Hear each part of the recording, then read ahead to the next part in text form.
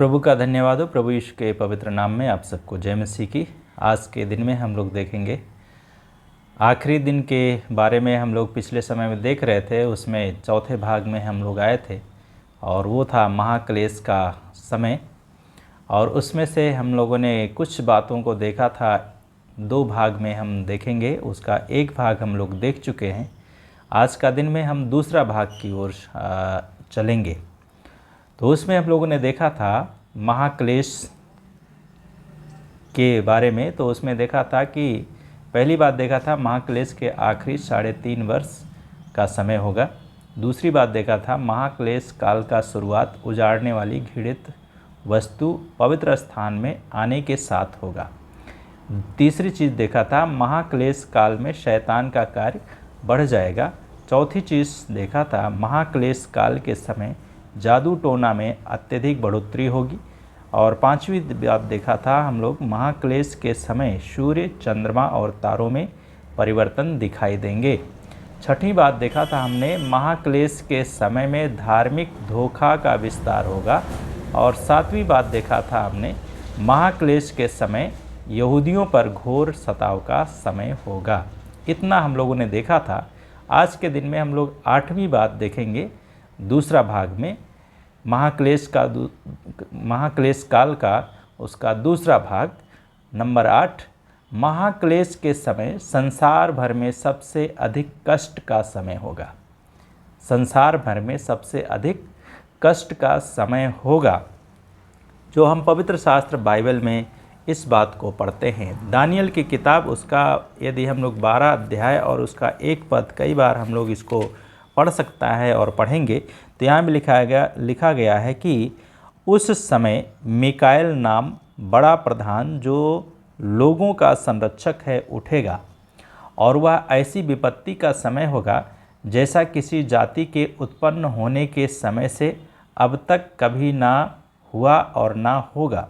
आगे लिखा है, और उस समय तेरे लोगों में से जितनों के नाम उस पुस्तक में लिखे होंगे वे बचा लिए जाएंगे। तो हम लोग इस संसार में रहते हुए देखते हैं बहुत सारी पुस्तकें हैं, लेकिन स्वर्गीय स्थान में एक पुस्तक है, उसका नाम है जीवन की पुस्तक। बहुत सारी पुस्तकें हैं वहाँ भी, लेकिन उसमें से एक पुस्तक का नाम है जीवन की पुस्तक। और उस जीवन की पुस्तक में यदि हमारा नाम नहीं रहेगा तो हमें और आपको भी क्या होना पड़ेगा? कष्ट का समय उन समयों में झेलना पड़ेगा। और इसलिए ये किताब हमें बताती है। इसके साथ में हम लोग देखें मरकुस की किताब, उसका 13 अध्याय और उसका 15 से 19 पद में। तो इस प्रकार से यहाँ पे परमेश्वर का वचन प्रभु यीशु मसीह यहाँ पर अपने लोगों को अवगत कराते हैं। और वे कहते हैं कि और वह जो घर की छत पर हो नीचे ना उतरे। और फिर प्रभु यीशु मसीह कहते हैं, और ना कुछ लेने के लिए घर के भीतर जाए। और वह जो खेत में हो अपना चोंगा लेने के लिए पीछे ना लौटे। और इसके बाद में 17 पद में लिखा है, परंतु उनके लिए हाय जो उन दिनों में गर्भवती होंगी और शिशुओं को दूध पिलाती होंगी।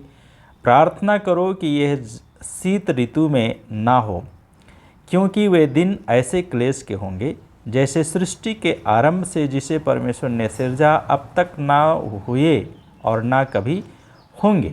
और तब इसके बाद में लिखा है 20 पद में, और यदि प्रभु ने उन दिनों को घटाया ना होता तो कोई भी प्राणी न बचता, परंतु उन चुने हुओं के कारण जिन्हें उसने चुन लिया है उसने इन दिनों को घटाया है।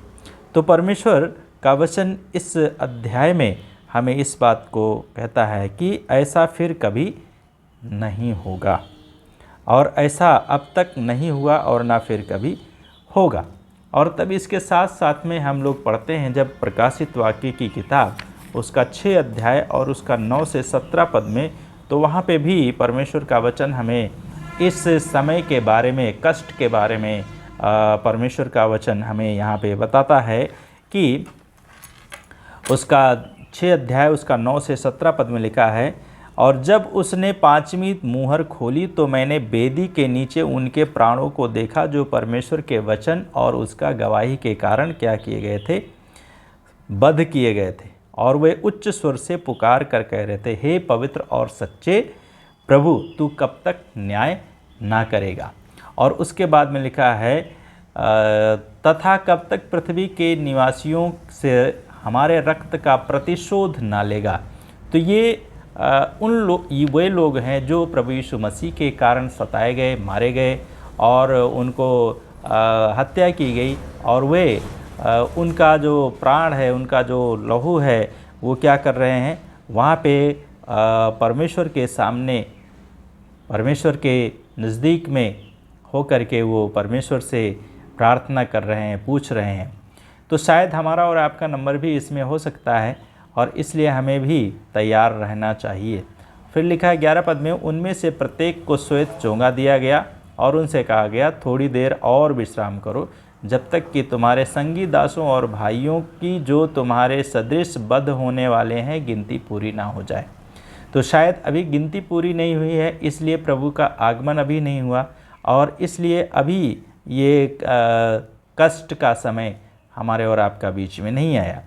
तब 12 पद में लिखा है, जब उसने 6वीं मुहर खोली तब मैंने देखा कि एक बड़ा भूकंप हुआ, और बाल से बने कंबल के समान सूर्य काला और संपूर्ण चंद्रमा लहू के सदृश हो गया।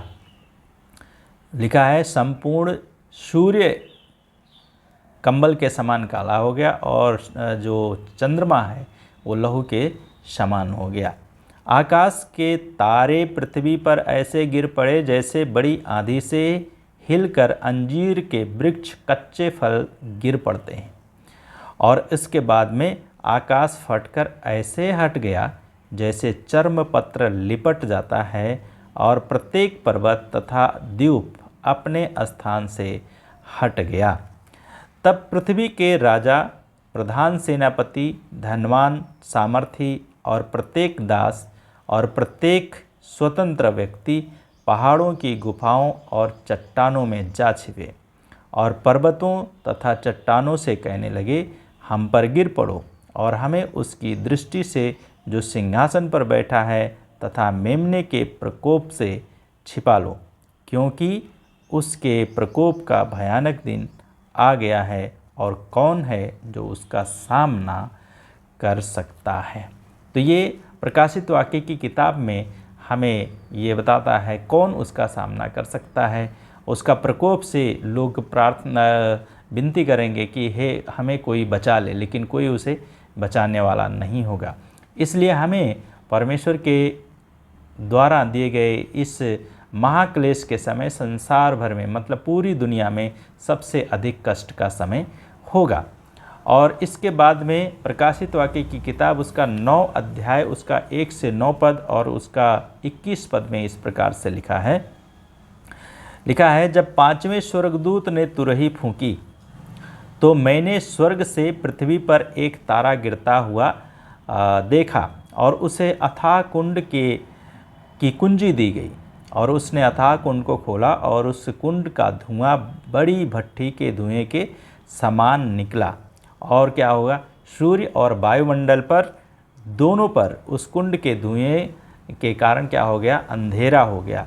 और इस धुएं में पृथ्वी पर टिड्डियाँ निकलीं, और उनको ऐसी शक्ति दी गई जैसे पृथ्वी के बिच्छुओं में होती है। अर्थात इन टिड्डियों को ऐसा शक्ति दिया गया परमेश्वर की ओर से जो बिच्छुओं में होती है। जैसे बिच्छू डंक मारते हैं और वो 24 आवर तक क्या होता है, उसका असर होता है। उसी प्रकार से इन टिड्डियों को भी वो दिया जाएगा सामर्थ। और लिखा है कि बिच्छुओं में होती है। तब 4 पद में लिखा है, उन्हें आदेश दिया गया कि वे ना तो पृथ्वी की घास और ना कोई हरी वस्तु, ना किसी वृक्ष को हानि पहुँचाएं, परंतु उन्हीं मनुष्यों को हानि पहुँचाएं जिनके माथों पर परमेश्वर की मुहर नहीं है। तो इनको क्या दिया गया, अधिकार दिया गया। क्या देने का अधिकार दिया गया कि ये मनुष्यों को हानि पहुँचाएं। और कैसे हानि पहुँचाएं, किसको हानि पहुँचाएं, जिसके ऊपर परमेश्वर के छाप नहीं लगी है, अर्थात क्रूस की छाप नहीं लगी है जिसके माथे पर या हाथ पर। तो जिस प्रकार से आज का दिन में क्या होता है, स्टैचू लोग बनवाते हैं, उसी प्रकार से परमेश्वर क्या करेगा, अपने लोगों के ऊपर अपना चिन्ह लगाएगा। शैतान भी क्या करेगा, अपने लोगों के ऊपर अपना चिन्ह लगाएगा। तो यहाँ पे जब हमारे ऊपर और आपके ऊपर परमेश्वर का चिन्ह होगा तो हम और आप क्या होंगे, बचेंगे, और हमारे ऊपर किसी भी इस टिड्डी का प्रभाव नहीं पड़ेगा। जिस प्रकार से हम लोग पुराने नियम में पढ़ते हैं, मिस्र देश में जब इजराइल लोग थे और गोसेन देश में रहते थे, वहाँ पर क्या हुआ, मिस्र देश में मेढक आते थे, टिड्डियाँ आती थीं, टिड्डियाँ नहीं, कुटकियाँ आती थीं, और पानी जो है लाल हो जाता था, और सांप आते थे। कई एक तरीके का था वहाँ पे। जो 10 विपत्तियाँ हैं हम लोग निर्गमन की किताब में पढ़ते हैं, उसका 4 अध्याय से लेकर के उसका 10 अध्याय तक। तो वहाँ पे हम लोग देखते हैं कि कई एक बीमारियाँ आईं और इसलिए ओले पड़े, और उस प्रकार से लेकिन जो गोशेन देश था, गोशेन प्रदेश था, वहाँ पर इस प्रकार की कोई भी घटना नहीं हुई थी। उसी प्रकार से परमेश्वर क्या करेगा, अपने लोगों को अलग करेगा, और उन दिनों में परमेश्वर अपने लोगों की सहायता करेगा। तो यहाँ पे लिखा है कि जिनके माथों पर परमेश्वर की मुहर नहीं है, उनको दंड देने के लिए, उनको हानि पहुँचाने के लिए किया गया।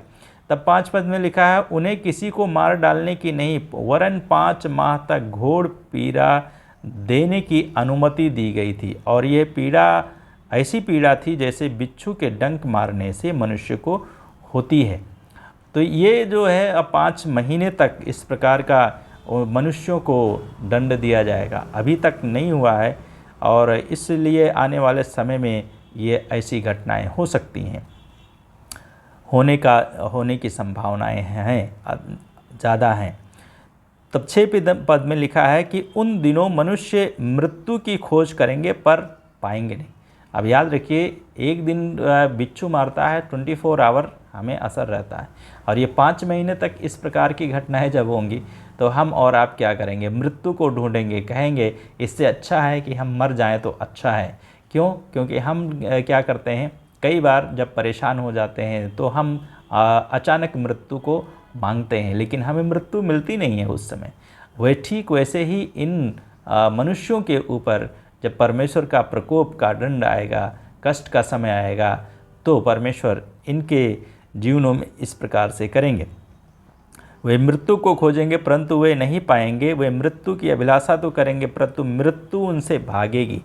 और फिर लिखा है, इन टिड्डियों का स्वरूप युद्ध के तैयार किए हुए घोड़ों जैसा था, उनके सिरों पर मानो स्वर्ण मुकुट थे, और उनके मुख मनुष्यों के मुख जैसे थे, उनके बाल स्त्रियों के बाल के समान, उनके दांत सिंहों के दांत के समान, और उनके कवच लोहे के कवच जैसे थे। उनके पंखों की आवाज़ ऐसी थी जैसे रथों और युद्ध में जाते हुए घोड़ों के दौड़ने की होती है।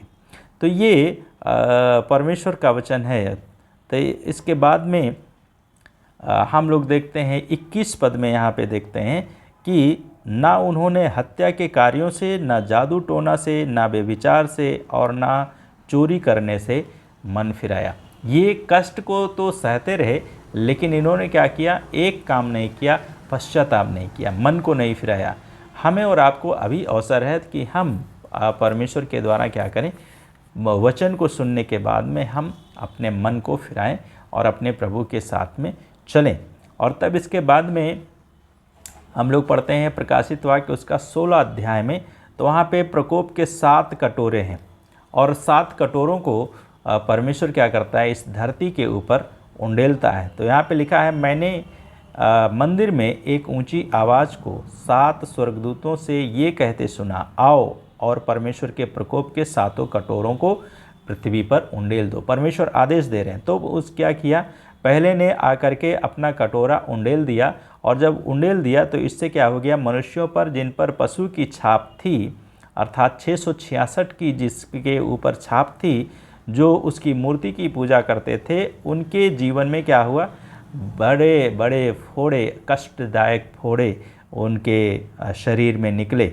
पहला जब स्वर्गदूत ने अपना कटोरा उंडेला तो, और दूसरे ने जब उंडेला तो समुद्र का जो समुद्र के ऊपर उंडेल दिया तो समुद्र मरे हुए मनुष्य के लहू के समान हो गया और उसमें का प्रत्येक जल जंतु मर गया। अर्थात समुद्र का हर एक जीव जंतु भी मर गया। और इस प्रकार की घटनाएं आने वाले समय में हम इस संसार में रहेंगे तो देखेंगे। चौथी बातें हैं, तीसरे स्वर्गदूत ने अपना कटोरा नदियों के जल स्रोतों पर उंडेला और वे लहू बन गए। और तब मैंने जल के स्वर्गदूत को ये कहते सुना, हे पवित्र तू जो है और जो था, तू न्यायी है, क्योंकि तूने इन बातों का न्याय किया है। तब 6 पद में लिखा है, क्योंकि मनुष्य ने पवित्र लोगों और नबियों का लहू बहाया था, पर तूने उन्हें पीने के लिए लहू दिया है, वे इसी योग्य हैं। आज के समय में क्या करते हैं, बहुत सारे लोग सता रहे हैं, लोग मार रहे हैं, पीट रहे हैं, मसीहों को लहू बहा रहे हैं, हत्या कर रहे हैं। याद रखिए, आने वाले समय में आपको पानी भी पीने के लिए मिलेगा तो खून के जैसा आपको पानी मिलेगा पीने के लिए। और तब इसके बाद 7 पद में लिखा है, फिर मैंने वेदी में से ये शब्द सुना, हाँ हे प्रभु परमेश्वर सर्वशक्तिमान, तेरे न्याय सत्य और उचित हैं। तब 8 पद में लिखा है, चौथे स्वर्गदूत ने अपना कटोरा सूर्य पर उंडेल दिया और मनुष्यों को अग्नि से झुलसाने का उसे अधिकार दिया गया और मनुष्य भयंकर ताप से झुलस गए। और लिखा है, तब उन्होंने परमेश्वर के नाम की निंदा की और जिसको इन विपत्तियों पर अधिकार है, लेकिन क्या किया उन्होंने, मन नहीं फिराया। लिखा है कि मन नहीं फिराया कि उसे महिमा दे, अर्थात परमेश्वर को महिमा दे। कष्ट को सहते रहे। आज भी लोग कष्ट को सहते हैं, समस्या को सहते हैं, लेकिन मन नहीं फिराते हैं। तब 10 पद में लिखा है, तब 5वें स्वर्गदूत ने अपना कटोरा पशु के सिंहासन पर उंडेला और उसके राज पर अंधेरा छा गया और शैतान के राज्य पर अंधेरा छा गया। पीड़ा के मारे लोगों की जीभें ऐंठने लगीं और वे अपनी पीड़ा और फोड़ों के कारण स्वर्ग के परमेश्वर की निंदा करने लगे। क्या करने लगे, निंदा करने लगे। फिर लिखा है और 11 पद में लिखा है, और वे अपनी पीड़ा और फोड़ों के कारण स्वर्ग के परमेश्वर की निंदा करने लगे। फिर भी उन्होंने अपने कामों से पश्चाताप नहीं किया, मन नहीं फिराया, पश्चाताप नहीं किया। और तब इसके बाद में 12 पद में लिखा है, 6वें स्वर्गदूत ने अपना कटोरा महानदी फरात पर उंडेल दिया और इससे उसका जल सूख गया कि पूर्व दिशा के राजाओं के लिए मार्ग तैयार हो जाए।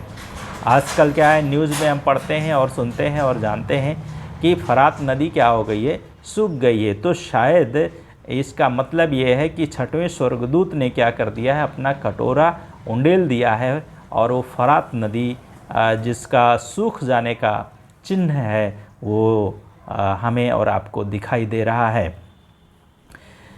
और फिर मैंने उस अजगर के मुंह, उस पशु के मुंह और उस झूठे नबी के मुंह से 3 अशुद्ध आत्माओं को मेढकों के रूप में निकलते हुए देखा। क्या करने के लिए, ये चिन्ह दिखाने वाली दुष्ट आत्माएं जो जाकर समस्त संसार के राजाओं को सर्वशक्तिमान परमेश्वर के उस महान दिन के युद्ध के लिए एकत्र करती हैं।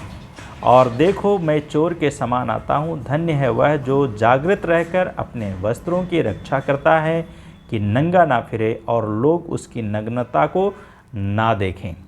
तो हमें अपने आप को तैयार रखना है और अपने आप को परमेश्वर के साथ में रखना है। फिर लिखा है, और उन्होंने उनको स्थान में एकत्र किया जो इब्रानी भाषा में हर्मागेदोन कहा जाता है। और हम बाइबल कहती है कि एक युद्ध होगा, अंतिम युद्ध, जो हर्मागेदोन का युद्ध होगा।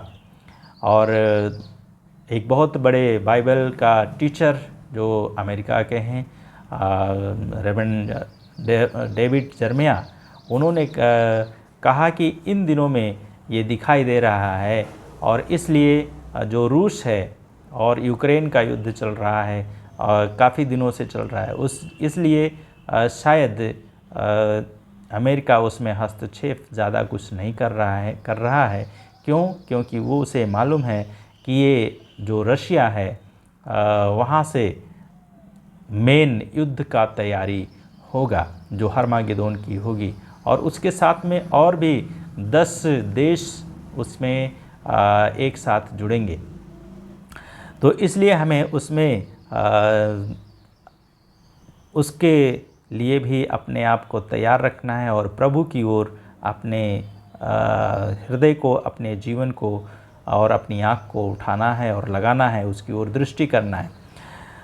और तब इसके बाद में लिखा है कि 15 पद में, देखो मैं चोर के समान आता हूँ, धन्य है वह जो जागृत रहकर अपने वस्त्रों की रक्षा करता है कि नंगा ना फिरे और लोग उसकी नग्नता को ना देखें।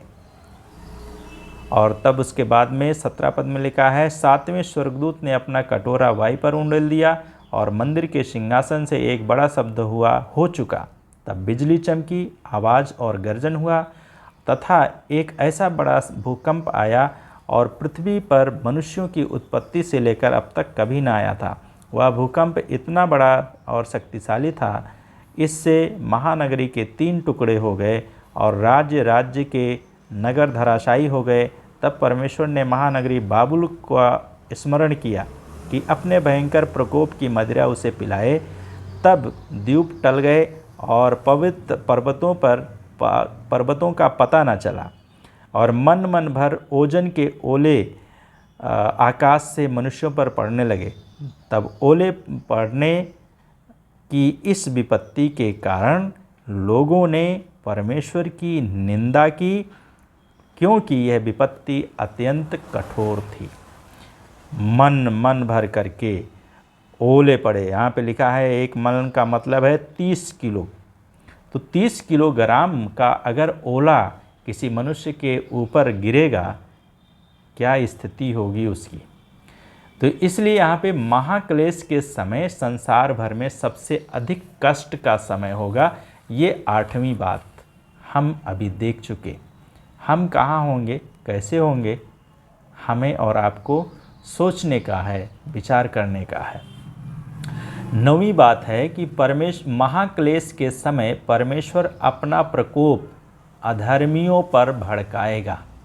महाक्लेश के समय में परमेश्वर अपना प्रकोप अधर्मियों पर भड़काएगा, ये 9वीं बात है। और वो हर एक के ऊपर अपना क्रोध, अपना गुस्सा अधर्मियों के ऊपर क्या करेंगे, डालेंगे।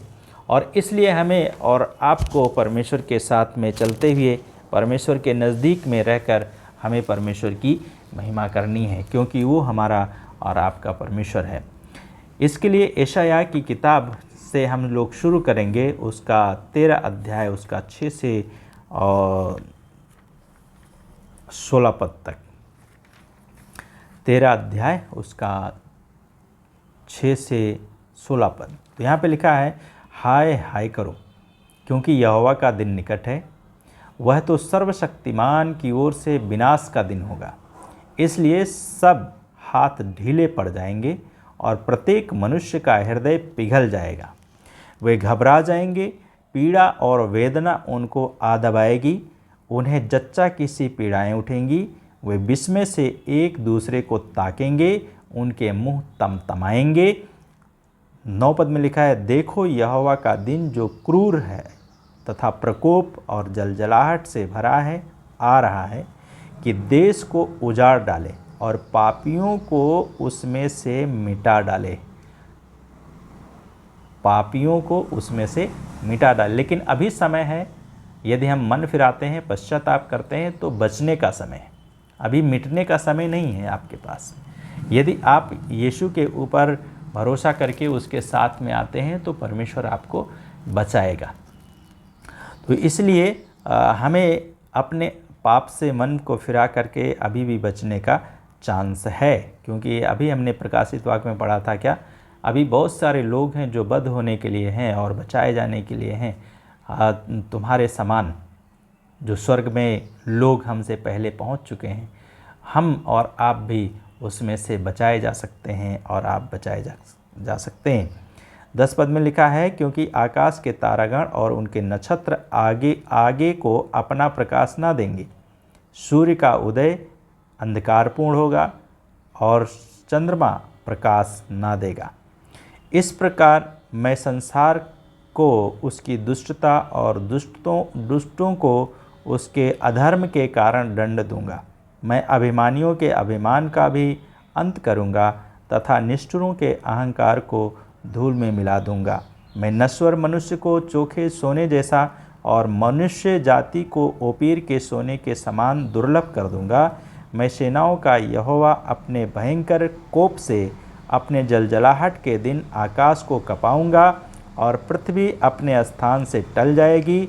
और ऐसा होगा कि पीछा किए जाने वाले मृग अथवा बिना चरवाहे की भेड़ों के समान वे सब अपने अपने लोगों की ओर फिरेंगे तथा प्रत्येक जन अपने देश को भाग जाएगा। तब 15 में लिखा है, जो कोई मिले वह बेधा जाएगा और जो कोई पकड़ा जाए वह तलवार के घाट उतारा जाएगा। 16 पद में लिखा है, उनके बाल बच्चे उनकी आँखों के सामने ही पटक पटक कर मार डाले जाएंगे। उनके घर लूट लिए जाएंगे, उनकी स्त्रियां भ्रष्ट की जाएंगी। ये आने वाले समय में प्रकोप होगा उन दुष्टों के ऊपर, अधर्मियों के ऊपर, और ये परमेश्वर का प्रकोप होगा। और इसलिए हम अपने मन को फिराएं और अपने परमेश्वर के साथ में चलें ताकि हम परमेश्वर की महिमा कर सकें और उसके द्वारा हम अपने परमेश्वर की बड़ाई करने पाएँ। और इसलिए जैसा दानियल की किताब में हमने पढ़ा था कि उस समय तेरे लोगों में से जितनों के नाम उस पुस्तक में लिखे होंगे वे बचा लिए जाएंगे। हमारा नाम पुस्तक में आना चाहिए तो हम बच जाएंगे, यदि नहीं होगा हम नहीं बच सकते। और इसलिए जकरिया की किताब को जब हम लोग पढ़ते हैं तो उसमें उसका 14 अध्याय का और उसका कुछ पदों में हम लोग पढ़ते हैं उसका 1 से 4 पद। जकरिया की किताब उसका 14 अध्याय उसका 1 से 4 पद में यहाँ पे लिखा है दुष्टों के ऊपर किस प्रकार का और क्लेश आएगा। यहाँ पे लिखा, देखो यहोवा का वो दिन आ रहा है जब तुझ में से लूटा हुआ धन तुझ में बांटा जाएगा, क्योंकि मैं सब जातियों के लोगों को यरूशलेम से युद्ध करने के लिए एकत्रित करूँगा। तब नगर पर अधिकार कर लिया जाएगा, घर लूट लिए जाएंगे, स्त्रियां भ्रष्ट की जाएंगी तथा नगर का आधा भाग निर्वासन में चला जाएगा, परंतु शेष लोग नगर में रह जाएंगे। तब 3 पद में लिखा है, तब यहोवा महायुद्ध की तैयारी के साथ सब जातियों के विरुद्ध युद्ध करने निकलेगा। उस दिन वह जैतून पर्वत पर जो पूर्व दिशा में यरूशलेम के सामने है पैर धरेगा। तब जैतून पर्वत बीचों बीच पूर्व से पश्चिम तक फट जाएगा, जिससे एक बहुत बड़ी खाई बन जाएगी। इससे आधा पर्वत उत्तर की ओर और आधा दक्षिण की ओर सरक जाएगा। उस दिन वह अर्थात प्रभु यीशु मसीह अपना पैर जैतून के पर्वत पर रखेगा और ये घटना तब होगी। पर्वत खिसक जाएगा और खाई बन जाएगी, और जैसा ऊपर हमने पढ़ा था हर्मागेदोन का युद्ध होगा, वो घटना वहाँ पर होगी। तो यहाँ पे परमेश्वर इस कोप के समय में, क्रोध के समय में अपने कोप को भड़काएंगे। तो उसके बाद में प्रकाशित वाक्य उसका 3 अध्याय 10 पद में लिखा है, इसलिए कि तूने मेरे धैर्य के वचन का पालन किया है, मैं भी परखे जाने की घड़ी में तुझे बचा रखूँगा। अर्थात घड़ी में, उस घड़ी में जो सारे संसार पर आने वाली है कि पृथ्वी के निवासी परखे जाएं। अर्थात यदि आपने यीशु के पास में आए, यीशु को आपने ग्रहण किया है, यीशु के साथ में आपका संबंध है, तो परमेश्वर इस विपत्ति में भी क्या करेगा, आपको और हमें बचाएंगे। और इसलिए हमें हमारे पास बचने का पूरा चांस है। तब प्रकाशित वाक्य 9 उसका 4 और 5 पद में लिखा है, यहाँ पे लिखा है, उन्हें आदेश दिया गया कि वे ना तो पृथ्वी की ना घास की और ना कोई हरी वस्तु, ना किसी वृक्ष को हानि पहुँचाए, परंतु उन्हीं मनुष्यों को हानि पहुँचाए जिनके माथों पर परमेश्वर की मुहर नहीं है। और तब उसके बाद में लिखा है 5 पद में, 5 महीनों तक उन्हें पीड़ा देने की अनुमति दी गई इन टिड्डियों को, और उनको बिच्छू के समान डंक दिए गए, उसके समान उसमें जहर डाले गए, और वो उसका मनुष्य को प्रताड़ित करने के लिए। तब 18 से और 21 पद जब हम लोग पढ़ते हैं तो यहाँ पे लिखा है, इन 3 महामारियों से अर्थात उनके मुख से निकलने वाली अग्नि, धुआं और गंधक से मनुष्य जाति की 1/3 नष्ट होगी। अर्थात इस महामारी के समय में, महाक्लेश के समय में क्या होगा, इस दुनिया का 1/3 मनुष्य इस धरती पर से समाप्त हो जाएंगे। और तब इसके बाद में लिखा है कि 19 पद में लिखा है, उन घोड़ों की सामर्थ्य उनके मुंह और पूँछ में थी, और उनकी पूँछें सर्पों के सदृश थीं, और उनके उनमें सिर थे, इन्हीं से वे हानि पहुंचाते थे। तब 20 में लिखा है, फिर भी शेष मनुष्यों ने जो इन महामारियों से ना मरे थे, अपने हाथों के कामों से मन ना फिराया। यहाँ पर भी परमेश्वर अवसर दे रहा है कुछ लोगों को, लेकिन लोग अपने मन को नहीं बदल रहे हैं। और फिर लिखा है इसके बाद में, मन ना फिराया, फिर कि वे भूत प्रेत तथा सोने चांदी पीतल पत्थर काठ की प्रतिमाओं की पूजा ना करें, जो ना तो देख सकती है, ना सुन सकती है और ना चल सकती है। तब लिखा है, और ना उन्होंने हत्या के कार्यों से, ना जादू टोनों से, ना व्यभिचार से, ना चोरी करने से मन फिराया। आज पैसा है, लोगों के पास में है, खाने पीने के लिए है, सब कुछ है, लेकिन फिर भी क्या है, उन्हें काम करने के लिए, पब्लिक का काम करने के लिए क्या चाहिए उनको,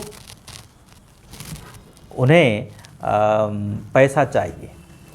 और इसलिए हमें और आपको तैयार होना है कि हम इसमें ना पड़ें, ऐसा काम ना करें। और इसके बाद में 14 अध्याय का 9 से 11 पद जब हम लोग पढ़ते हैं प्रकाशित वाक्य, तो उसमें भी हम इन चीज़ों को पढ़ते हैं। तब लिखा है प्रकाशित वाक्य 14 9 से 11, यहाँ पे इस प्रकार से लिखा है कि उनके पश्चात एक तीसरा स्वर्गदूत ऊंची आवाज़ से ये कहता हुआ आया, यदि कोई उस पशु और उसकी मूर्ति की पूजा करे और अपने माथे पर या हाथ पर उसकी छाप लगवाए, तो वह भी परमेश्वर के प्रकोप की वो मदिरा जो उसके क्रोध के कटोरे में भरपूर उंडेली गई है पिएगा, और पवित्र स्वर्गदूतों और मेमनों की उपस्थिति में उसे आग और गंधक की घोर यातना सहनी पड़ेगी। तब 11 पद में लिखा है, उनकी यातना का धुआं युगानुयुग उठता रहेगा। अब ये यातना का धुआं कभी ख़त्म नहीं होने वाला है। क्या है, सनातन से लेकर के सनातन काल तक हमेशा के लिए क्या होगा, ये धुआं उठता रहेगा हमेशा के लिए, युगानुयुग। तो युगानुयुग वो धुआं उठता रहेगा। और उन्हें जो पशु की और उसकी मूर्ति की पूजा करते हैं और उसके नाम की छाप लेते हैं, दिन रात कभी चैन ना मिलेगा। ये महाक्लेश के समय और उसके बाद में भी ये उनका जीवन में होगा। तो 9वीं बात अभी हमने देखा कि महाक्लेश के समय में परमेश्वर का प्रकोप दुष्टों के ऊपर, अधर्मियों के ऊपर होगा, जो परमेश्वर की आज्ञा का पालन नहीं करते हैं। 10वीं बात है, महाक्लेश के समय झूठी कलीसिया को परमेश्वर नष्ट करेगा। प्रकाशित वाक्य उसका 17 अध्याय उसका 16 और 17 पद में लिखा है, झूठी कलीसियाओं को महाक्लेश के समय में परमेश्वर नष्ट करेंगे। 10वीं बात 17 अध्याय उसका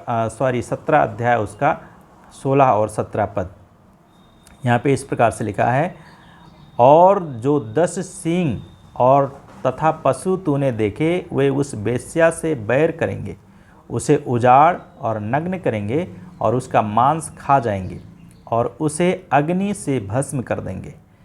17 में लिखा है, क्योंकि परमेश्वर ने अपना अभिप्राय पूर्ण करने के लिए उनके मनों को एक मत किया है, कि जब तक परमेश्वर का वचन पूर्ण ना हो जाए तब तक वे पशु को अपने शासन का अधिकार सौंप दें। लिखा है तब तक वे पशु को अपने शासन का अधिकार सौंप दें।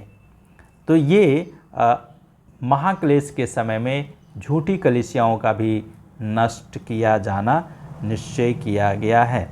और नष्ट होगा, कैसे नष्ट होगा? 10 सींग। 10 सींग का मतलब यहाँ पे है कि 10 देश एक साथ मिल कर के इस पूरी दुनिया को चलाएंगे। 1 वर्ल्ड 1 गवर्नमेंट, मतलब एक शासन और एक सरकार होगा उस समय। और इसलिए इसकी तैयारी में पूरी दुनिया का लोग चल रहे हैं अभी, और इसलिए हमारा देश भी उसमें पीछे नहीं है और उसमें चलने के लिए अपने आप को तैयार कर रहे हैं। 10 अध्याय प्रकाशित वाक्य 10 अध्याय उसका 7 पद में लिखा है, पर 7वें स्वर्गदूत के आवाज़ देने के दिनों में जब वह तुरही फूंकने पर होगा तो परमेश्वर का वह रहस्य पूरा हो जाएगा जिसकी सूचना उसने अपने दास नबियों को दी थी। अर्थात परमेश्वर का वचन जो भविष्यवक्ताओं के द्वारा दिया गया है, परमेश्वर का वचन ये पूरा होने के लिए तैयार होगा। यिर्मयाह उसका 39 अध्याय उसका 16 पद में परमेश्वर का वचन कहता है, यहाँ पे यिर्मयाह की किताब उसका 39 अध्याय और उसका 16 पद इस प्रकार से यहाँ पे लिखा है, इथियोपिया वासी एबेद मेल के पास जाकर कहा, सेनाओं का यहोवा इज़राइल का परमेश्वर यूँ कहता है कि देख मैं अपने वचन को पूरा करने पर हूँ, जो इस नगर के विनाश के लिए है, कुशल के नहीं। ये वचन उस दिन तेरी आँखों के सामने पूरे होंगे।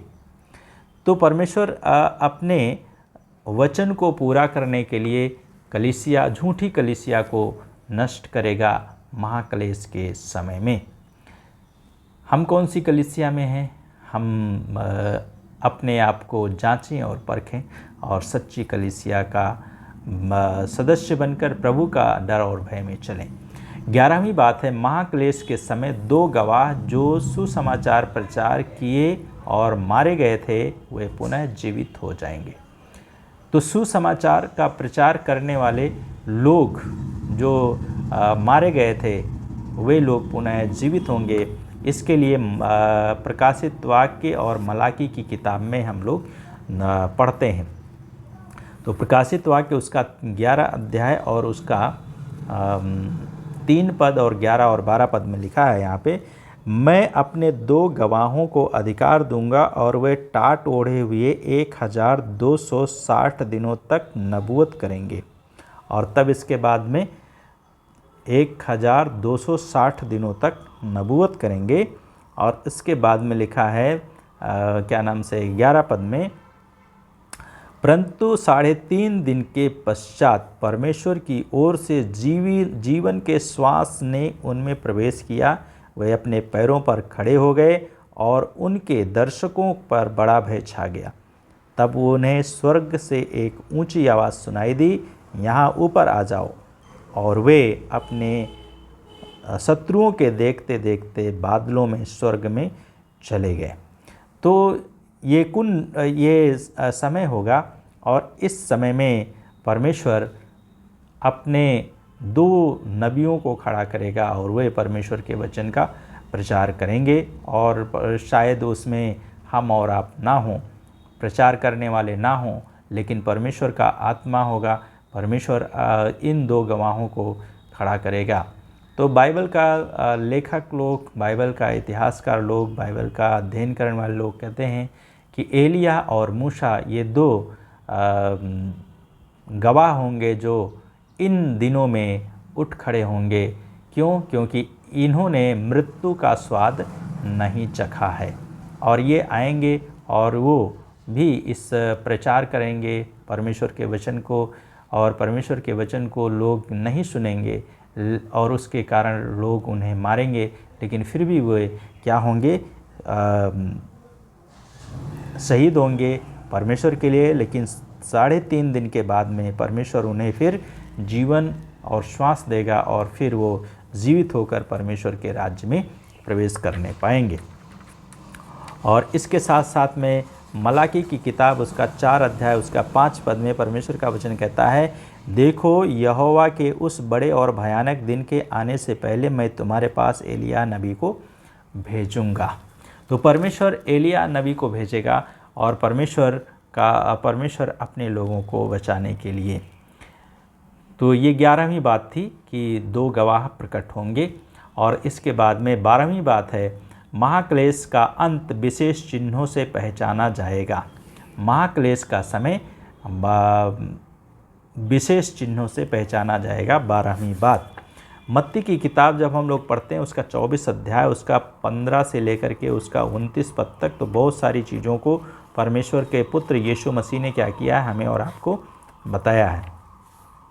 तो यहाँ पे जब हम लोग पढ़ते हैं मत्ती की किताब उसका 24 अध्याय 15 से 29 पद में, तो यहाँ पे लिखा है कि जब तुम उस उजाड़ने वाली घृणित वस्तु को जिसकी चर्चा दानियल नबी ने के द्वारा हुई थी पवित्र शास्त्र में खड़ी देखो तो पाठक समझ लें। तो वे जो यहूदिया में हों वे पर्वतों पर भाग जाएं, और जो घर की छत पर हों वह घर में कुछ लेने के लिए नीचे ना उतरें।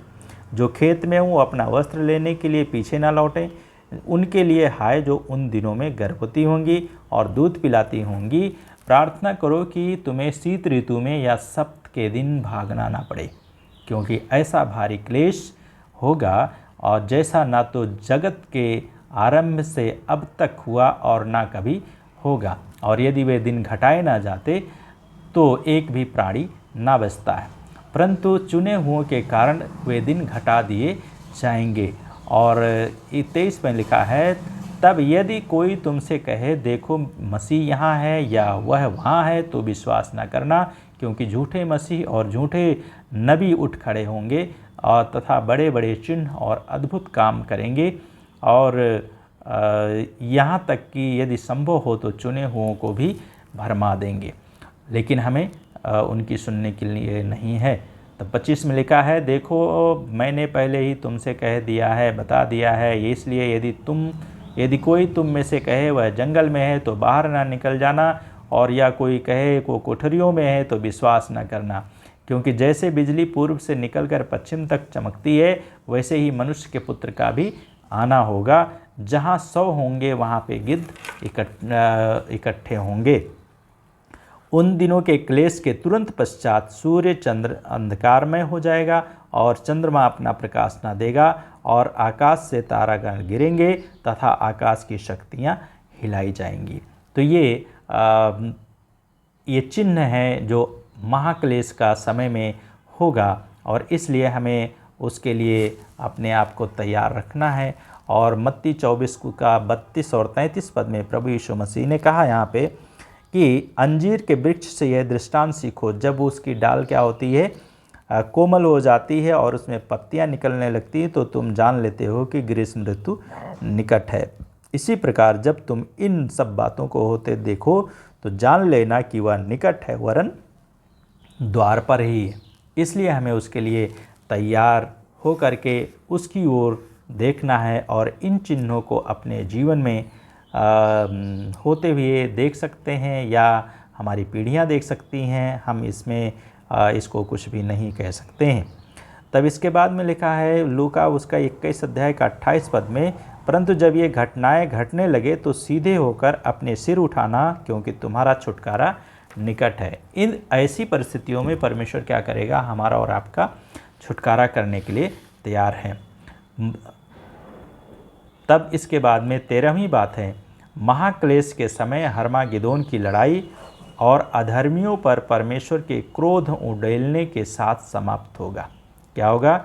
महाक्लेश के समय हर्मागिदोन की लड़ाई और अधर्मियों पर परमेश्वर के क्रोध उड़ेलने के साथ समाप्त होगा। ये परमेश्वर का वचन है। तो जर्मिया उसका 25 अध्याय और उसका 29 से 38 पद में इस प्रकार से लिखा है। यर्मिया की किताब उसका 25 अध्याय और उसका 29 से 38 पद में इस प्रकार से लिखा है। यहाँ पे इस प्रकार से लिखा है कि क्योंकि देखो मैं इस नगर पर जो मेरे नाम से कहलाता है विपत्ति डालने पर हूँ, तो क्या तुम दंड पाने से पूर्णतः छूट जाओगे?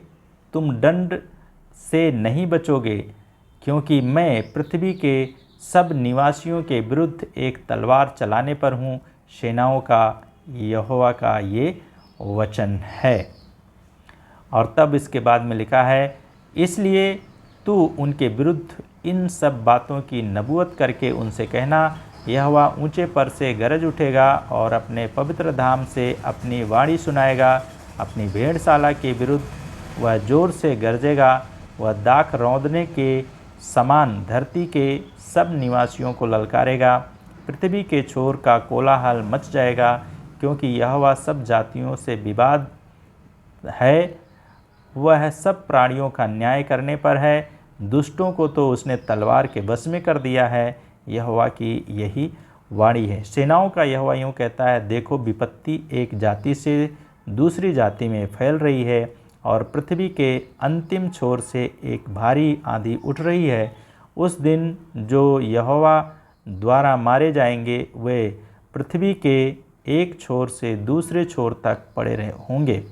उनके लिए ना तो विलाप किया जाएगा, ना वे एकत्र कर दफनाए जाएंगे। वे कूड़े के समान भूमि पर पड़े रहेंगे। हे चरवाहों, विलाप करो और रो। झुंड के हे स्वामियों, तुम राख में लौटो, क्योंकि तुम्हारे बद होने और तितर बितर होने के दिन आ पहुँचे हैं। और तुम एक चुने हुए पात्र के समान गिरकर चूर चूर हो जाओगे। और तब इसके बाद में लिखा है 35 पद में, चरवाहों के भागने का और भेड़ों के झुंड के स्वामियों से बचने का कोई उपाय ना रहेगा। 36 में लिखा है, चरवाहों के रोने का और झुंड के स्वामियों के विलाप का शब्द सुनो, क्योंकि यहोवा उनके चरागाह को नष्ट करेगा। शांत चरागाह यहोवा के कोप के कारण सुनसान पड़ गए हैं। वह सिंह की भांति अपने माद से निकल पड़ा है, क्योंकि अत्याचारी की क्रूरता के कारण, लिखा है अत्याचारी की क्रूरता के कारण क्या हो गया है, उसके भयंकर रोष के कारण उसका देश उजड़ गया है। तो ये परमेश्वर का अंतिम समय में जो युद्ध अधर्मियों के लिए है, उनके लिए ये परमेश्वर का वचन है।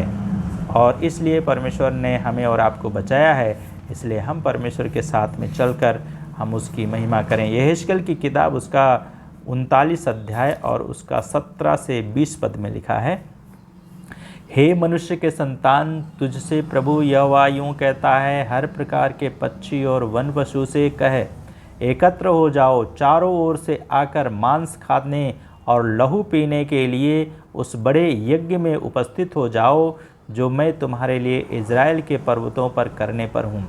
तुम बलवान मनुष्यों का मांस ऐसे खाओगे और पृथ्वी के शासकों का रक्त ऐसे पियोगे, मानो वे मेढ़ों, मेमनों, बकरों और बैलों, हाँ सबके सब बाशान के चर्बीदार पशुओं का हो।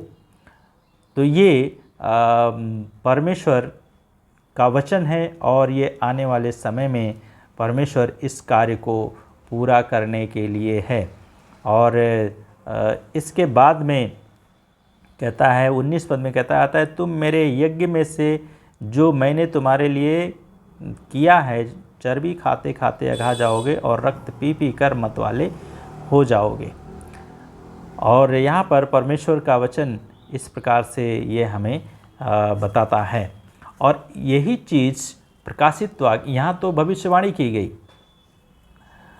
लेकिन जब हम प्रकाशित वाक्य की किताब को पढ़ते हैं और उस किताब में हम इसे भी भविष्यवाणी के रूप में देखते हैं। और ये भविष्यवाणी 6वीं शताब्दी ईसा पूर्व में की गई थी। और पहली शताब्दी में जो परमेश्वर के वचन की भविष्यवाणी की गई, वो वहाँ पर हम लोग प्रकाशित वाक्य में पढ़ेंगे आगे चल कर के। और योवेल की किताब उसका 3 अध्याय उसका 2 पद में लिखा है। योवेल की किताब उसका 3 अध्याय और उसका 2 पद, यहाँ पे लिखा है, मैं समस्त जातियों को इकट्ठा करूँगा और उन्हें यहोशापात की तराई में ले जाकर इज़राइल की ओर से मेरी निज प्रजा और निज मिरास है उनका न्याय चुकाऊँगा, क्योंकि उन्होंने उसे जाति जाति में तितर बितर करके मेरे देश को बांट लिया है। और तब इसके बाद में 9 से लेकर के 17 पद में लिखा है, जाति जाति में यह प्रचार करो, क्या युद्ध की तैयारी करो, वीरों को उत्तेजित करो, सब योद्धा आकर चढ़ाई करें, अपने हलों की फालों को पीट कर तलवार और अपने हंसियाओं को पीट कर भाले बनाओ, दुर्बल अपने आप को सूरवीर कहे, और हे आसपास रहने वाली जातियों शीघ्रता करो, आओ वहाँ इकट्ठा हो जाओ, हे यहोवा तू अपने शूरवीरों को वहाँ ले आ। तब लिखा है, जाति जाति के लोग उत्तेजित होकर यहोशापात की तराई में चढ़ाए, क्योंकि वहाँ मैं आसपास की सब जातियों का न्याय करने बैठूँगा। हंसिया लगाओ, क्योंकि फसल पक चुकी है, आकर दाख रो दो, क्योंकि कुंड भर चुका है और रस कुंड छलकने लगे हैं, इसकी दुष्टता तो बहुत बढ़ गई है। निर्णय की तराई में यहोवा का दिन निकट है, सूर्य और चंद्रमा अंधकार में हो जाएंगे और तारों का प्रकाश जाता रहेगा, क्योंकि यहोवा सिय्योन से गरजेगा और यरूशलेम से अपना शब्दनाद करेगा। आकाश और पृथ्वी कांप उठेंगे, परंतु यहोवा अपनी प्रजा के लिए शरण स्थान और इज़राइलियों के लिए गढ़ ठहरेगा। तब 17 पद में लिखा है, तब तुम जान लोगे कि मैं ही अपने पवित्र पर्वत सिय्योन में रहने वाला तुम्हारा परमेश्वर यहोवा हूँ। तब यरूशलेम पवित्र ठहरेगा और उसमें परदेशियों का आना जाना नहीं होगा। अभी तो है, लेकिन उस समय नहीं होगा जब परमेश्वर का आगमन हो जाएगा। जकरिया की किताब को हम पढ़ते हैं तो वहाँ पे लिखा है 14 अध्याय का 2 से 5 पद में, जकरिया की किताब उसका 14 अध्याय उसका 2 से 5 पद में लिखा है, क्योंकि मैं सब जातियों के लोगों को यरूशलेम के विरुद्ध में युद्ध करने के लिए इकट्ठा करूँगा। और वहाँ पर प्रभु यीशु मसीह जब दूसरे आगमन में आएंगे, अपना पैर जैतून पर्वत पर रखेंगे तो पर्वत क्या हो जाएगा, 2 भागों में विभाजित हो जाएगा और तब वहाँ पे हर्मागिदोन का युद्ध होगा। और इसके लिए हम लोग प्रकाशित वाक्य उसका 14 अध्याय उसका 9 से 11 पद जब हम लोग पढ़ते हैं, प्रकाशित वाक्य की किताब उसका 14 अध्याय उसका 9 से 11 पद। तो यहाँ पर हम लोग देखते हैं कि परमेश्वर ने क्या किया, तीसरा स्वर्गदूत है जो उसने क्या किया, कटोरा को उंडेल दिया, और जब उसने ऊंची आवाज़ से ये कहता हुआ एक तीसरा स्वर्गदूत आता है, और वो तीसरा स्वर्गदूत जब आवाज़ लगाता हुआ आता है कि यदि कोई उस पशु का और उस मूर्ति का पूजा करता है तो उसके ऊपर क्या है, छाप लगा हुआ होगा 666 का। उसको क्या करेगा परमेश्वर, उनको यातना देने के लिए और टिड्डियों को भेजेगा, और जो बिच्छू के समान होंगे, और उन्हें 5 महीने तक कष्ट और पीड़ा देगा। और इसलिए परमेश्वर का जो उपस्थिति है के द्वारा उन्हें पीड़ा से पीड़ित किया जाएगा। और तब लिखा है 14 पद से लेकर के उसका 20 पद में, मैंने दृष्टि की, प्रकाशित वाक्य 14 से 20, मैंने दृष्टि की और देखो एक उज्ज्वल बादल, और उस बादल पर मानव पुत्र के सदृश कोई बैठा था। उसके सिर पर स्वर्ण मुकुट, हाथ में तेज हंसिया थी। तब एक और स्वर्गदूत मंदिर में से निकला और ऊंची आवाज़ से उससे जो बादल पर बैठा था कहने लगा, अपनी हंसिया लगाकर फसल काट, इसलिए कि कटनी की घड़ी आ पहुंची है, क्योंकि पृथ्वी की फसल पक चुकी है। और वह जो बादल पर बैठा था उसने अपनी हंसिया पृथ्वी पर लगाई और पृथ्वी की फसल काटी गई। तब एक और स्वर्गदूत उस मंदिर में से निकला जो स्वर्ग में है, और उसके पास भी एक तेज हंसिया थी। और फिर वेदी से एक और स्वर्गदूत निकला जिसे अग्नि पर अधिकार था। उसने, जिसके हाथ में तेज हंसिया थी, उससे ऊंची आवाज़ में कहा, अपनी तेज हंसिया लगाकर पृथ्वी की दाख लता से दाख के गुच्छे काट ले, क्योंकि उसके दाख पक चुके हैं, अर्थात हमें और आपको परमेश्वर इकट्ठा करने के लिए। तब स्वर्गदूत ने अपनी हंसिया पृथ्वी पर लगाई और पृथ्वी की दाखलता से दाख के गुच्छे काटकर परमेश्वर के प्रकोप के विशाल रसकुंड में डाल दिया, और नगर के बाहर उस रसकुंड में दाख रौंदे गए, और रसकुंड से इतना लहू बहा कि उसकी ऊंचाई घोड़ों की लगामों तक और उसकी दूरी 300 किलोमीटर तक थी। 300 किलोमीटर तक। तो ये हर्मागिदोन का युद्ध जब होगा तो उस समय में ये घटनाएं होंगी। उसमें विश्वासी लोगों का ये लहू नहीं होगा, परंतु दुष्ट लोगों का लहू होगा जो परमेश्वर की बात को नहीं मानते, व्यवस्था को नहीं मानते। और प्रकाशित वाक्य 16 का 12 से 21 में भी हम इस प्रकार की इस घटनाओं को पढ़ते हैं। तो लिखा है 16 अध्याय का 12 से 21 में, छठवें स्वर्गदूत ने अपना कटोरा महानदी फरात पर उंडेल दिया। फरात नदी सूख गई, और जैसा अभी हमने पिछले समय बताया। और उसके बाद में क्या हो गया, फिर सातवें स्वर्गदूत ने क्या किया, जब कटोरा उंडेला तो नदी का पानी सूख गया। फिर मैंने उस अजगर के मुंह से, उस पशु के मुंह से और उस झूठे नबी के मुंह से 3 अशुद्ध आत्माओं को मेढकों के रूप में निकलते देखा। और ये चिन्ह दिखाने वाली दुष्ट आत्माएं जो जाकर क्या कर रही हैं, समस्त संसार के राजाओं को और सर्वशक्तिमान परमेश्वर के उस महान दिन के युद्ध के लिए एकत्र करती हैं।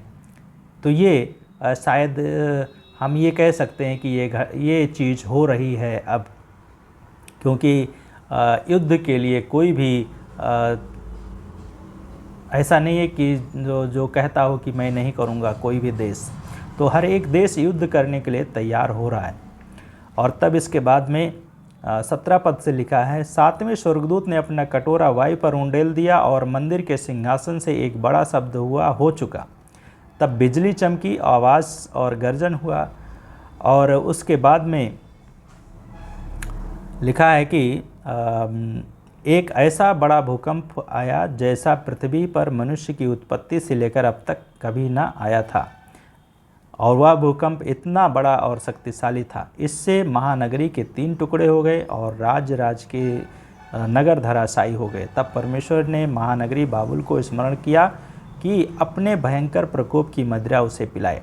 तब द्वीप टल गए, पर्वत का पता नहीं चला, मन भर ओले गिरे और मनुष्यों पर पड़ने लगे। और उन्होंने क्या किया, इस विपत्ति के समय में परमेश्वर की निंदा की। और 19 अध्याय का 17 और 18 पद में भी जब हम लोग पढ़ते हैं तो यहाँ पे लिखा है, फिर मैंने एक और स्वर्गदूत को सूर्य में खड़े देखा। उसने आकाश के मध्य उड़ने वाली सब पक्षियों से ऊंचे शब्द से चिल्लाकर कहा, आओ परमेश्वर के बड़े भोज के लिए एकत्रित हो जाओ, कि तुम राजाओं और सेनापतियों, शक्तिशाली पुरुषों का मांस खाओ, घोड़ों और उनके सवारों का मांस तथा समुद्र स्वतंत्र और दासों, छोटों व बड़ों, सब मनुष्यों का मांस खा सको। तो ये अंतिम भोज होगा जो परमेश्वर का इस समय होगा, महाक्लेश के समय में। अंतिम बात है महाक्लेश, 14वीं बात है, महाक्लेश के समय मसीह विरोधी और उसकी सेनाओं पर मसीह की विजय होगी। महाक्लेश के समय मसीह विरोधी और उसकी सेनाओं पर यीशु मसीह की विजय होगी। यीशु मसीह तो पहले से विजयी है, लेकिन फिर भी वो इसके ऊपर विजय को प्राप्त करेंगे। मत्ती की किताब उसका 24 अध्याय 30 और 31 पद में लिखा है, 24 अध्याय उसका 30 और 31 पद यहाँ पे लिखा है इस प्रकार से, तब मनुष्य के पुत्र का चिन्ह आकाश में दिखाई देगा और पृथ्वी की सब जातियां विलाप करेंगी और लोग मनुष्य के पुत्र के सामर्थ्य तथा बड़े वैभव सहित आकाश के बादलों पर आते हुए देखेंगे और वह तुरही की तीव्र ध्वनि के साथ अपने स्वर्गदूतों को भेजेगा और वे चारों दिशाओं से आकाश के एक छोर से लेकर दूसरे छोर तक उसके चुने हुओं को एकत्रित करेंगी। और तब इसके बाद में दूसरा पत्रस की किताब और उसका 3 अध्याय और उसका 10 से 13 पद। दूसरा पत्रस की किताब उसका 3 अध्याय और उसका 10 से 13 पद।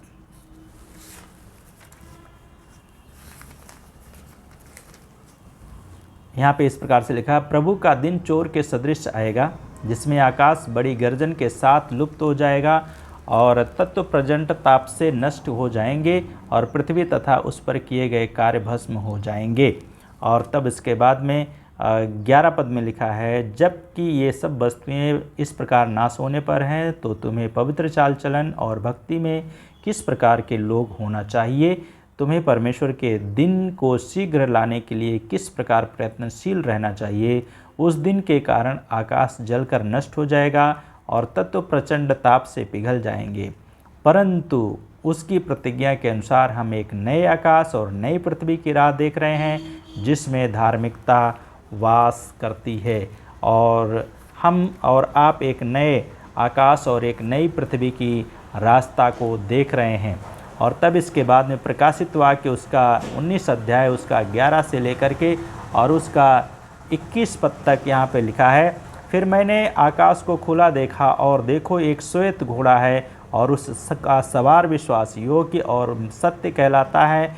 वह धार्मिकता से न्याय और युद्ध करता है। उसके नेत्र आग की ज्वाला हैं, उसके सिर पर बहुत से राज मुकुट हैं और उनका एक नाम उस पर लिखा हुआ है जिसे उसके अतिरिक्त और कोई नहीं जानता। वह लहू में डुबोया हुआ वस्त्र पहने हैं और उसका नाम परमेश्वर का वचन है। स्वर्ग की सेनाएं श्वेत स्वच्छ और महीन मलमल पहने श्वेत घोड़ों पर उसके पीछे पीछे चलती हैं। उसके मुख से एक चोखी तलवार निकलती है कि वह उससे जाति जाति के का संहार करे। वह लौह दंड से शासन करेगा और सर्वशक्तिमान परमेश्वर के भयानक प्रकोप की मदिरा का रसकुंड रौंदेगा। उसके वस्त्र और जांघ पर यह नाम लिखा होगा, राजाओं का राजा और प्रभुओं का प्रभु। 17 पद, फिर मैंने एक और स्वर्गदूत को सूर्य में खड़े देखा। उसने आकाश के मध्य उड़ने वाले सब पक्षियों से ऊंचे शब्द से चिल्लाकर कहा, आओ परमेश्वर के बड़े भोज के लिए एकत्रित हो जाओ कि तुम पर राजाओं, सेनापतियों, शक्तिशाली पुरुषों का मांस, घोड़ों और उसके सवारों का मांस तथा स्वतंत्र और दासों, छोटों व बड़ों का मांस, मनुष्यों का मांस खा सको। फिर मैंने पशु और पृथ्वी के राजाओं और उनकी सेनाओं को एकत्रित होते देखा कि उस घोड़े के सवार और उसकी सेना से युद्ध करें।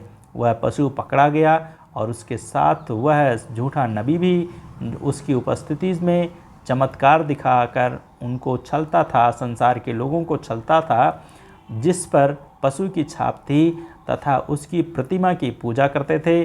वे दोनों उस गंधक से धधकती आग की झील में जीवित डाल दिए गए। बाकी सब उस घुड़सवार के मुख से निकलती तलवार से मारे गए और सब पक्षी उसका मांस खाकर तृप्त हो गए। तो ये अंतिम समय में इस प्रकार की ये घटनाएं होंगी। तो आज का दिन में हम लोगों ने यहाँ पे देखा कि किस प्रकार से परमेश्वर अपने लोगों को संभालेगा और लोग नष्ट होंगे। तो महाक्लेश का दूसरा भाग में हमने देखा महाक्लेश के समय संसार भर में सबसे अधिक कष्ट का समय होगा। 9वीं बात, महाक्लेश के समय परमेश्वर अपना प्रकोप अधर्मियों, दुष्टों पर उंडेलेगा, भड़काएगा। और 10वीं बात, महाक्लेश के समय झूठी कलीसियाएं नष्ट की जाएंगी। 11वीं बात है, महाक्लेश के समय 2 गवाह जो सुसमाचार प्रचार किए और मारे गए थे वे पुनः जीवित किए जाएंगे। और 3.5 दिन बाद परमेश्वर उनमें जीवन अपना श्वास देगा। और 12वीं बात देखा, महाक्लेश का अंत विशेष चिन्हों से पहचाना जाएगा। 13वीं बात, महाक्लेश के समय हर्मागिदोन की लड़ाई और अधर्मियों पर परमेश्वर के क्रोध उंडेलने के साथ समाप्त होगा। 14वीं बात देखा, महाक्लेश के समय मसीह विरोधी और उसकी सेनाओं पर यीशु मसीह की विजय होगी। सो परमेश्वर इस वचन के द्वारा आप सबको आशीष दे और अपनी महिमा के लिए इस्तेमाल करे और आपको बुद्धि और ज्ञान से परिपूर्ण करे। हमारे प्रभु यीशु, हम आपका धन्यवाद करते हुए प्रार्थना करते हैं, इन वचनों को सुनने वाले सभी विश्वासियों को, सभी लोगों को आपके हाथ में देते हैं। वो इन दिनों से अपने आप को बचा सकें और प्रभु जो आपने अपना खून क्रूस पर बहाया है उसके द्वारा वो बचकर अपने जीवन को वो बचा सकें और प्रभु आपके साथ में वो रह सकें। नष्ट होने से आप लोगों को बचाइए प्रभु, ताकि लोग इस बीमारी में, इस महामारी में, इस महाक्लेश में ना पड़ने पाएँ। हम धन्यवाद के साथ उनके जीवनों को आपके हाथ में देते हैं। आपका आत्मा उनकी सहायता करे। धन्यवाद के साथ सारा महिमा आपको देते हुए, इस समय को आपके हाथ में सौंपते हुए प्रार्थना को यीशु के नाम से मानते हैं। आमीन। सभी को जय मसीह की। परमेश्वर आशीष दे आप सबको।